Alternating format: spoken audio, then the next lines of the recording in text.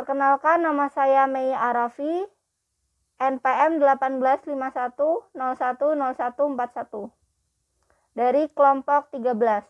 Di sini saya akan menjelaskan tentang pengendalian pemasaran, yaitu ruang lingkup pengendalian pemasaran. Yang pertama, pengendalian efektivitas program pemasaran. Pengendalian ini dilakukan secara berkala atau periodik, yang umumnya tahunan atau kuartalan, untuk menilai efektivitas program atau rencana yang telah dibuat dan bila diperlukan penyempurnaan atau koreksi. Yang bertanggung jawab atas pengendalian efektivitas program ini adalah top management dan middle management. Tujuan pengendalian ini adalah untuk mengetahui apakah sasaran yang telah ditetapkan dapat efektif. Yang kedua, pengendalian strategi pemasaran. Pengendalian strategi pemasaran adalah tugas untuk menjamin bahwa tujuan, strategi, dan sistem pemasaran perusahaan secara optimal diselaraskan dengan lingkungan pemasaran yang diramaikan nanti dan yang sekarang. Yang ketiga, pengendalian keuntungan dan rentabilitas usaha pemasaran.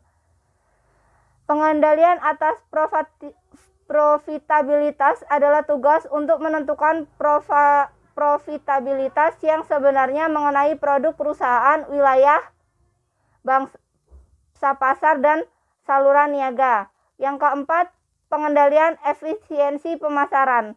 Pengendalian efisiensi merupakan tugas untuk meningkatkan efisiensi kegiatan pemasaran, seperti misalnya penjualan personal atau perorangan, periklanan, promosi, penjualan, dan distribusi. Selanjutnya, sistem pengendalian pemasaran. Pada dasarnya, sistem pengendalian pemasaran ada dua, yaitu sistem pengendalian terbuka, open system, dan sistem tertutup, closed system.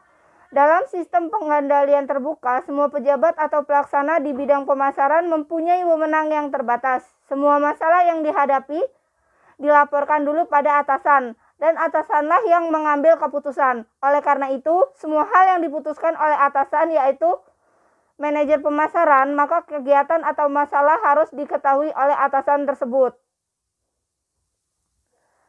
Sedangkan sistem pengendalian tertutup, semua petugas di bidang pemasaran diberikan wewenang untuk memutuskan sesuai dengan petunjuk atau pengarahan dari atasannya masing-masing. Jadi tenaga pemasaran diharapkan mampu mengatasi masalahnya sendiri sebelum dilaporkan pada atasannya.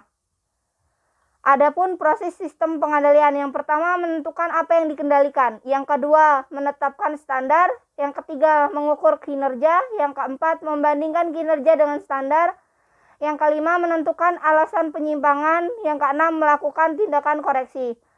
Selanjutnya, langkah berikutnya dalam proses pengendalian adalah menentukan kebutuhan untuk melakukan tindakan koreksi. Para manajer pemasaran dapat memilih dari tiga hal, yaitu tidak melakukan apa-apa, melakukan revisi standar, atau melakukan koreksi kinerja aktual. Nama saya Desta Ismawati, NPM 1851010195. Selanjutnya, pengendalian efektivitas program pemasaran. Pengendalian ini dilakukan secara berkala atau periodik pada tahunan atau kuartalan untuk menilai efektivitas program atau rencana yang telah dibuat. Yang bertanggung jawab pada pengendalian ini adalah top management dan middle management. Tujuan pengendalian ini adalah untuk mengetahui apakah sasaran yang diterapkan sudah efektif. Selanjutnya, audit pemasaran. Audit pemasaran adalah pemeriksaan dan penilaian secara kritis, sistematis, dan analisis atas pelaksanaan kebijakan di bidang pemasaran. Selanjutnya, tujuan audit pemasaran. Yang pertama, memeriksa dan meninjau kembali kebijakan.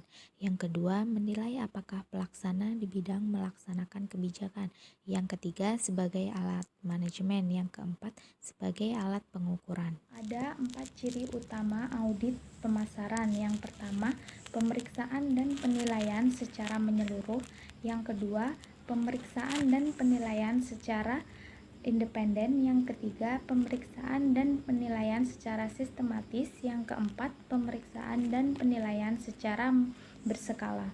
Audit pemasaran yang dilakukan perusahaan mencangkup yang pertama, audit lingkungan pemasaran, yang kedua, audit strategi pemasaran, yang ketiga, audit sistem pemasaran, yang keempat, audit produktivitas pemasaran, yang kelima, audit fungsi pemasaran. Kesimpulan, pemasaran ini sangat penting untuk kelangsungan hidup perusahaan, terutama di bidang pemasaran. Beberapa hal yang perlu digarisbawahi adalah tujuan pengendalian pemasaran untuk dapat memaksimalisasi kemungkinan perusahaan dalam mencapai tujuan dan sasaran jangka pendek dan jangka panjang dalam sasaran pasar yang telah ditetapkan. Sekian presentasi dari kelompok kami. Apabila ada salah kata, kami mohon maaf. Saya akhiri. Wassalamualaikum warahmatullahi wabarakatuh.